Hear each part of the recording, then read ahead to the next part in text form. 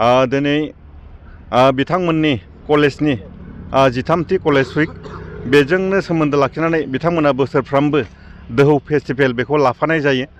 दा बेखौ लाफानायनि गोबां जाहोन थानो हागौ। मानो होननानै बुङोब्ला दिनै साफ्रोमबो फरायसाया खालि फरायनाय बिथिंजोंल' सासे फरायसाया सांग्रां जानो हाया।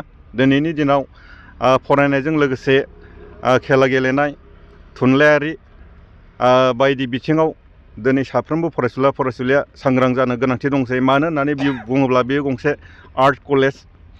बिथांमोना दिनै डक्टर जानायनि, इन्जिनियार जानायनि जेबो मिजिं गैला। बेखायनो दिनै साफ्रोमबो फरायसुलिफोरानो हारिमुजों लोगोसे गावनि गोसोआरि देहायारि बेखौ राफोद खालामनायनि बाथ्रा दङ। दा बेखायनो दिनैनि बे दोहौ हाबाफारिया, दोहौ फेस्टिभेला साफ्रोमबो फरायसुलिनि गोसोआरि मेलेमारि बेखौ राफोद खालामगोन होननानै आङो फोथायनाय दङ। मानो होननानै बुङोब्ला बे केसि कलेजआ बायदि इन्टार कलेज इउनिभारसिटि लेभेलाव दिनै आरो मोनसे खोथा, ईशान चन्द्र बिथांनि नामावबो, लोगोसेनो नीलेश्वर ब्रह्म बिथांनि मुङावबो, आरो बरमा कलेजाव रेनु बर' बिथांनि मुङावबो बेफोरबायदि फेस्टिभेलखौ बाहायनाय जायो बा खुंनाय जायो।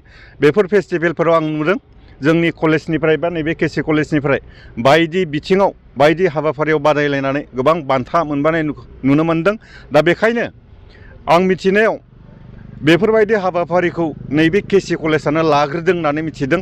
दा बेखायनो आं नैबे केसि कलेजनि बिथां प्रिन्सिपाल लोगोसेनो बिथांनि स्टाफफोर बिथांमोनखौ आं हामबाय होननानै बुंगोन। मानो होनना बुङोब्ला बिथांमोना दिनै फरायसुलिफोरनि गोसोआरि मेलेमारि सांग्रां खालामनायाव गोबां मदद खालामदों।